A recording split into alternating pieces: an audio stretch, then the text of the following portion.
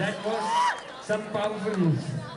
College లైఫ్లో one of the most memorable phase ఏదైనా ఉంటుంది అంటే కాలేజ్కి ఎంటర్ అయిన ఆ ఫస్ట్ ఇయర్ బిక్కుగా భయంగా కాలేజ్లో ర్యాగింగ్ చేస్తారా, కాలేజ్లో సీనియర్స్ ఎలా రిసీవ్ చేసుకుంటారు, మనం అసలు చదవగలమా, ఎన్ని భయాలు ఉంటాయి.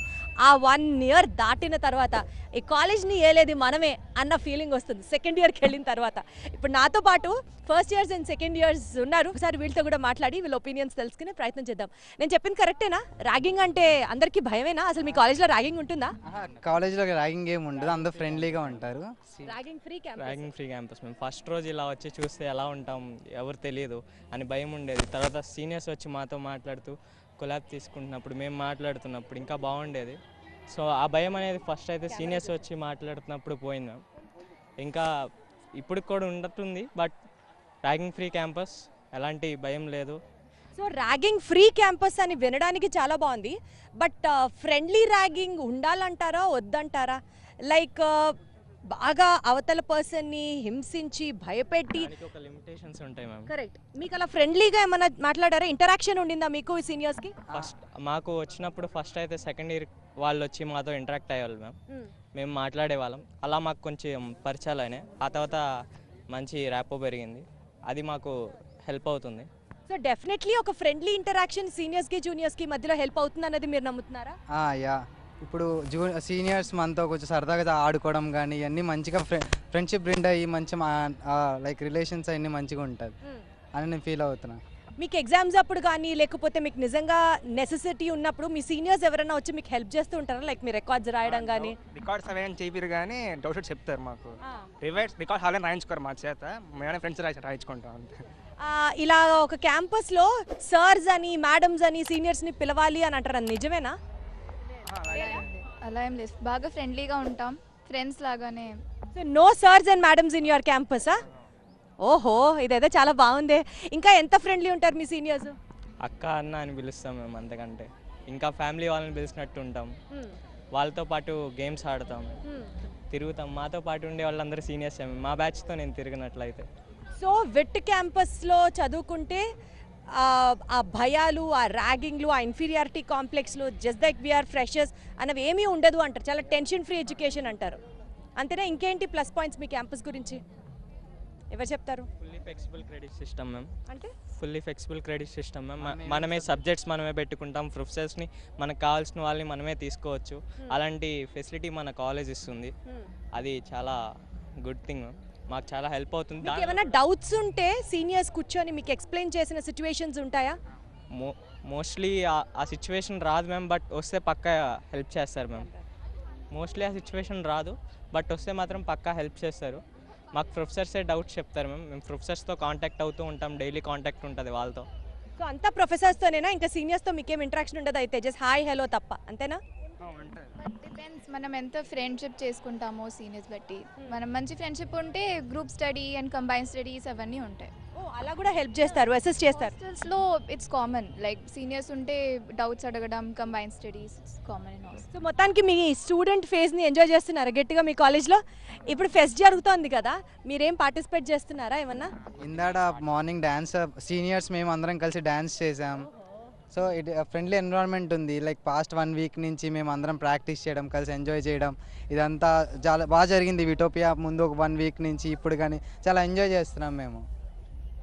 సో నాకు ఒక పాయింట్ చెప్పండి, especially girls first day of engineering కాలేజ్లోకి ఎంటర్ అయిన తర్వాత చాలా నర్వస్గా ఫీల్ అయ్యి చాలా కష్టపడిపోతారు అన్న ఒక ఒపీనియన్ ఉంటుంది, అది నిజమా కాదా? స్టార్టింగ్లో వచ్చినప్పుడు అంతే ఉండేది, తర్వాత అడ్జస్ట్ అయ్యే కొద్దీ మారిపోతాం. అంటే మీరు అడ్జస్ట్ అయ్యారా లేకపోతే సిచ్యువేషన్స్ ఫేవరబుల్గా ఉన్నాయా? సిచ్యువేషన్స్ ఫేవరబుల్గా. లైక్ ఫర్ ఎగ్జాంపుల్ మీ ఒపీనియన్ షేర్ చేయండి. అంటే స్టార్టింగ్లో అడ్జస్ట్ అవ్వడం కష్టంగా ఉండేది. హాస్టలా? యా ఏ ఊరు నుంచి వచ్చారు? ఒంగోలు. ఒంగోలు.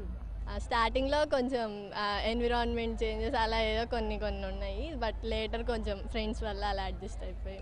సో మొత్తానికి ఇక్కడ ఫ్రెండ్షిప్ డేస్, ఫ్రెండ్స్తో పార్టీలు గట్టిగా హ్యాపీగా పాజిటివ్గా అవుతాయా? హాస్టల్ వాళ్ళకైతే డీజే నైట్స్ ఇవన్నీ జరుగుతుంది. సూపర్. ఏంటో ఫస్ట్ టైం నాకు హాస్టల్ లైఫే బెటర్ అనిపిస్తుంది ఇక్కడ డే స్కాలర్ కన్నా. హాస్టల్లో ఎక్స్పీరియన్సెస్ ఏంటి చెప్పండి? డే స్కాలర్స్ మేము అందుకే ఫీల్ అవుతున్నాం. అవునా? సో హాస్టల్ మీరు ఒక్కరే, మీరు హాస్టలా? సో చెప్పండి అయితే హాస్టల్లో ఎక్స్పీరియన్సెస్ ఏంటి అసలు? డీజే నైట్స్, పార్టీస్ అంటే అంత ఫ్రీగా లేకపోయినా but we enjoy lot. Night time కూడా పార్టీస్ అవి ఉంటాయి కొంచెం చిన్నగా. ప్రతి సాటర్డే, ప్రతి వీకెండ్స్ డీజే నైట్స్ కానీ మూవీస్ ఆర్గనైజ్ చేయడం కానీ ఏదో ఒకటి అలా చేస్తాం. మూవీస్ కూడా పెడతారు, లైక్ సన్ ఆఫ్ సత్యమూర్తి పెట్టారు. సూపర్ కదా, ఇదేదో బాగుందే. చక్కగా డే స్కాలర్ కాకుండా హాస్టల్కి వచ్చి చదువుకుంటే విట్ క్యాంపస్లో ఇంకా బాగా ఎంజాయ్ చేస్తాం అనిపిస్తుంది.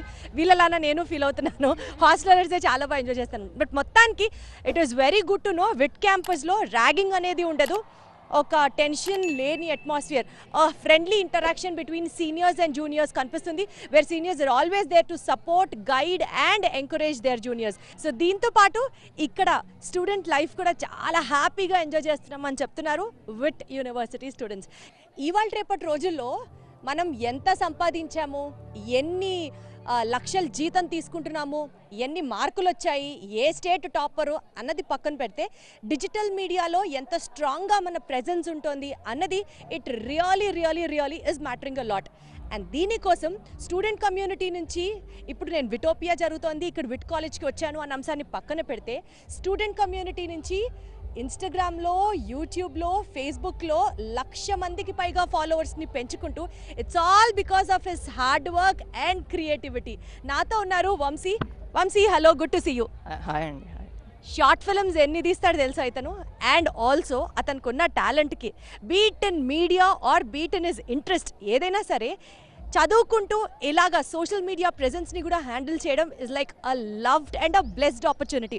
వంశీ చెప్పు, అసలు ఎలా సాధ్యమవుతుంది చదువుకుంటూ షార్ట్ ఫిల్మ్స్ని స్క్రీన్ రైట్ చేస్తావు, డైరెక్ట్ చేస్తావు, అండ్ ఆల్సో ఇంత మల్టీ టాలెంట్ ఎలా హ్యాండిల్ చేస్తున్నావు వంశీ? లైక్ అంటే బేసికలీ ఐ హ్యావ్ ఇంట్రెస్ట్ రెండు విషయాల మీద ఉందండి. So basically I'm studying, job కోసం చదువుతున్నాను. But other than that I want ఒక సెల్ఫ్ సాటిస్ఫాక్షన్ అనేది క్రియేట్ అవుతూ ఉంటుంది. ఎప్పుడంటే when you do something of your interest, like ఇప్పుడు ఒక చిన్న వీడియో చేసినా, ఒక 30 సెకండ్స్ రీల్ చేసినా చాలా హార్డ్ వర్క్ ఉంటుంది దాని వెనకాల. బీట్ అదొక క్రింజ్ రీల్ కానివ్వండి, అదొక నలుగురిని నవ్వించేది కానీ, నలుగురికి ఉపయోగపడేది కానీ, when you make some content ఏంటి అంటే ఒకళ్ళో ఇద్దరు చూస్తారు, నచ్చింది అనుకో ఇద్దరికి షేర్ చేస్తారు, వాళ్ళు ఇంకొక ఇద్దరికి షేర్ చేస్తారు, అలా ఆ కమ్యూనిటీ అనేది పెరుగుతుంది తప్ప ఓకే ఇఫ్ యూ సరే మంచి చేయలేదు, సపోజ్ నీ రీల్ నలుగురికి నచ్చలేదు, నలుగురు కామెంట్ చేస్తారు, you have to take it in a positive way. ఇప్పుడు సోషల్ మీడియాలో ఏంటంటే ఈవెన్ బై మిస్టేక్ మన ప్రెజెన్స్ లేకుండా చిన్న మిస్టేక్ చేసినా కూడా ట్రోల్స్ వస్తూనే ఉంటాయి, చాలా వస్తూ ఉంటాయి, ఫ్యామిలీ ట్రోల్స్ వస్తూ ఉంటాయి, ఇలా బట్ యూ హ్యావ్ టు ఏం థింక్ చేయాలంటే okay this is not to do, we have to focus on something and ఎప్పుడు ఒక మంచి కాంటెంట్తోనే రావాలి అన్న ఐడియా అయితే ఉండాలి. యాక్చువల్గా చదువుకుంటున్నప్పుడు ఇందాక నువ్వు అన్నట్టు ఫస్ట్ చదువుకొని జాబ్ చేస్తే అప్పుడు ఇంట్లో వాళ్ళకి హ్యాపీనెస్. ఇంట్లో వాళ్ళు అసలు ఫస్ట్ ఒప్పుకున్నారా ఇలాగా షార్ట్ ఫిల్మ్స్, మీడియా, రీల్స్ అంటే అవన్నీ పక్కన పెట్టి ముందు చదువుకో, పుస్తకాన్ని తీసి చదువు అని అనేవాళ్ళే చాలా మంది ఉంటారు నాకు తెలిసి. ఆఫ్ కోర్స్ అండి, వాళ్ళ మెయిన్ మోటివ్ ఏంటంటే ఓకే కాలేజ్కి వెళ్తున్నాడు చదువుకోవాలి అని. But I feel I'm making them satisfied and నేను వాళ్ళని ఒక మంచి స్టేజ్కి వెళ్ళి వాళ్ళని ప్రౌడ్ చేయగలనన్న ఫీలింగ్తోనే ఉన్నాను. సో డీవియేట్ అయితే అవ్వట్లేదు నేను ఎక్కడ. సో నిజంగా అంటే ఎక్స్ట్రా కరికులర్ యాక్టివిటీస్కి ఇంట్రెస్ట్ ఉన్న వాళ్ళని కనుక మనం అలా చూసుకుంటే వాళ్ళ అకాడమిక్స్ కూడా చాలా స్ట్రాంగ్గా ఉంటాయి అన్నది నా ఒపీనియన్. సో నీ అకాడమిక్స్ ఎట్లా ఉన్నాయి వంశీ? అకాడమిక్స్ అంత స్ట్రాంగ్గా ఏం లేవండి, బట్ ఐ కెన్ నాలెడ్జ్ అనేది ఇప్పుడు మార్క్స్ గురించే, కోర్స్ ఇప్పుడు మార్క్స్ గురించే పట్టించుకుంటారు, but I feel knowledge is something that person should have. Performance రిపోర్ట్లో 90+ అన్న మార్క్ మాత్రమే నాలెడ్జ్ ఉన్నవాడిది కాదు అన్నది నువ్వు చెప్పదలుచుకున్న పాయింట్. ఆఫ్ కోర్స్ అవునండి. ఇప్పుడు పుస్తకాలు పురుగు అంటారు, వాళ్ళని బయట నుంచి ఒక్క క్వశ్చన్ అడిగితే ఇది ఎక్కడో చదివినట్టుందా అలా ఉంటుంది. బట్ అలా కాదు, నేను బేసిక్గా ఎక్కువ ఫోకస్ చేసేది ఆన్ అప్లికేషన్స్. నేను బీట్ థియరీ, నేను థియరీని ఇప్పుడు సపోజ్ ఒక పెద్ద పారాగ్రాఫ్ ఉంటే దాంట్లోంచి మెయిన్ పాయింట్స్ అన్ని కట్ చేసేసుకొని ఓకే దెన్ ఓకే నాకు టాపిక్ అప్పుడు అర్థం అవుతుంది, కాన్సెప్ట్ అప్పుడు అర్థం అవుతుంది. ఎగ్జామ్కి వెళ్ళే ముందు జస్ట్ ఓకే చిన్న చిన్న పాయింట్స్ అని చూసుకొని ఎగ్జామ్కి వెళ్ళి కూర్చుంటాను అంతే. నాకు చాలా క్లియర్గా అర్థమైంది వంశీ. సోడియం క్లోరైడ్ని వాటర్లో కలిపితే అది డిజాల్వ్ అవుతుంది అన్నది థియరీలో మనం చదువుకొని, నిజంగా NaCl+H2O అంటేనే నేను చెప్తాను, లేకపోతే నేను చెప్పలేను అంటే మాత్రం zero. So you have to apply what you have studied, beat in exams or be in it life. Lovely talking to you Vamshi. ఒక మరో రాజమౌళితోనో మరో అంబానీ కుమారుడితోనో మాట్లాడుతున్న ఫీలింగ్ ఉంది. ఎందుకంటే నువ్వు తీసుకున్న పొజిషన్ అది చదువులో అయినా బిజినెస్లో అయినా గట్టిగా ఒక మంచి ప్లేస్కి వెళ్ళాలని మనస్ఫూర్తిగా కోరుకుంటూ good to talk to you Vamshi. Thank you so much. Gang of బాయ్స్ని చూపిస్తాను, వాళ్ళ కాస్ట్యూమే నాకు చాలా ఇంట్రెస్టింగ్ ఉంది and I could not resist myself talking to them. So ఒకసారి వెళ్ళిపోదాం. హలో, ఎలా ఉన్నారు అందరూ? All good. సో నాకు ఒక్కసారి మీ costume speciality, black shirt, black lungi, what is the signifying, ఎవరు చెప్తారు నాకు దీని గురించి? Kaushik come on. మేడం మేమందరూ కాలేజ్లో మంచి గ్రూప్గా ఉంటాము. సో ఇంకా అందరిలో ఇంకా యూనిక్గా మా గ్యాంగ్ కొంచెం యూనిక్గా తెలియాలని ఇలా బ్లాక్ అండ్ బ్లాక్ ఇలా ప్లాన్ చేసాం. అంటే మా బ్లాక్ అండ్ మొత్తం అనేది మా యూనిటీ అనేది రిప్రజెంట్ చేస్తుంది. సెట్ చేయాలని మేడం, ట్రెండ్ సెట్ చేయాలని. సో ఇలాంటి ఒక ట్రెడిషనల్ కాస్ట్యూమ్తో కూడా ట్రెండ్ సెట్ చేశారు. But I would really like to know, black colour అనేది దిస్ సిగ్నిఫైజ్ మెనీ థింగ్స్. అందులో ఒక ఎరా ఫుల్ స్టాప్ పెట్టాలన్నా, లేకపోతే డార్క్నెస్ సిగ్నిఫై చేయాలన్నా, ఇలా చెప్పుకుంటూ పోతే black colour has many things.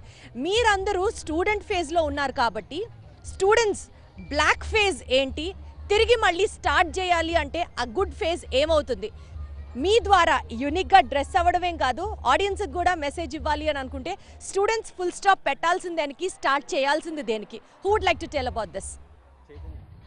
ఏంటి మీరు గ్యాంగ్ లీడరా? ముందరికి రండి ఒక్కసారి. అసలే అటు అటు అటు అటు అటు చూసి మాట్లాడు. ఫస్ట్ మార్క్స్ వదిలేసి లైఫ్లో ఏం చేయాలో తెలుసుకోవాలి. ఇక్కడే మేము అన్నది తెలుసుకున్నాం. లైక్ ఫర్ ఎగ్జాంపుల్ మార్క్స్ వదిలేయాలంటే స్టూడెంట్స్కి మార్క్స్ చాలా ఇంపార్టెంట్ కదా. మార్క్స్ ఒక్కటే ఇంపార్టెంట్ కాదు, అది తెలుసుకోవాలి ఫస్ట్. ఇంకోటి ఏంటంటే మనం లైఫ్లో ఏం అవ్వాలనుకుంటున్నాం, అందరూ ఇంజనీరింగ్ వచ్చిన తర్వాతే తెలుసుకుంటారు లైఫ్లో మనం ఏం అవ్వాలనుకుంటున్నాం, ఏం చేయాలనుకుంటున్నాం. సో మీరేం అవ్వాలనుకుంటున్నారు, మీరేం చేయాలనుకుంటున్నారు? నేను బిజినెస్ చేయాలని. బిజినెస్? మరి ఎందుకు ఇంజనీరింగ్కి వచ్చారు? అంటే ఫస్ట్ మన ప్రాసెస్ అట్టే ఉంటుంది. ఫస్ట్ ఇక్కడికి వచ్చి ఏదో ఒకటి చేయాలని, ఇంకా నాకు ఇక్కడ మంచి సపోర్ట్ దొరికింది. మా ఫ్రెండ్స్ కూడా చాలామంది బిజినెస్లో ఇంట్రెస్ట్గా ఉన్నారు. మేమందరం గ్రూప్గా చేరి ఒకటి చేయాలనుకున్నాం, అందుకే ఇలా బ్లాక్ వేసి. లవ్లీ. సో యూనిటీని రిఫ్లెక్ట్ చేస్తూనే లైఫ్లో ఏం చేయాలనుకుంటున్నారు, ఎక్కడికి వెళ్ళాలనుకుంటున్నారు is what you guys are planning. Most ఇంపార్టెంట్గా నాకు నచ్చింది, కేవలం చదువుకోవడానికి మాత్రమే యూనివర్సిటీస్కి కాలేజెస్కి రాకుండా ఇంకా they are many things in life. Of course education plays a major role, but only progress కార్డ్స్లో మనకి పర్ఫార్మెన్స్ మార్కులు మాత్రమే కాదు మనల్ని డిసైడ్ చేసేవి is what you have said. Lovely. Next ఎవరు మాట్లాడతారు? A youngster should balance everything, madam. Absolutely. He should be rugged, at the same time he should be decent. Rugged గాను ఉండాలి, కొంచెం అలా ఇలా ఉండాలి, నార్మల్గా ఎక్కడ ఎలా ఉండాలో అలా ఉండాలి. అన్నీ బ్యాలెన్స్ చేస్తూ లైఫ్ చదువుకుంటూ పేరెంట్స్కి మంచి పేరు తెస్తూ ఉంటే ఇట్స్ ఏ గుడ్ యంగ్స్టర్ అనే నేమ్ వస్తుంది. మీ పేరు? కౌశిక్. కౌశిక్, ఇది చెప్పండి, నిజంగా ఇప్పటి యంగ్స్టర్స్, ఇప్పటి యూత్ అన్ని బ్యాలెన్స్ చేసుకుంటున్నారా? ఆర్ ఓవర్ స్పీడ్ వెళ్ళొద్దు అంటే ఓవర్ స్పీడే వెళ్తారు, డ్రింక్ చేయొద్దు అంటే డ్రింకే చేస్తారు, స్మోకింగ్, ఇవన్నీ కూడా ఈ జనరేషన్లో అలవాటు అవుతున్న హ్యాబిట్స్ కాదా? Yes madam. అంటే మోస్ట్ ఆఫ్ ది పీపుల్ అలానే ఉన్నారు మేడం. అంటే మొత్తం సెల్ఫ్ థింకింగ్ ఉన్న వాళ్ళు మోస్ట్లీ అలా వెళ్ళరు అనుకుంటాను.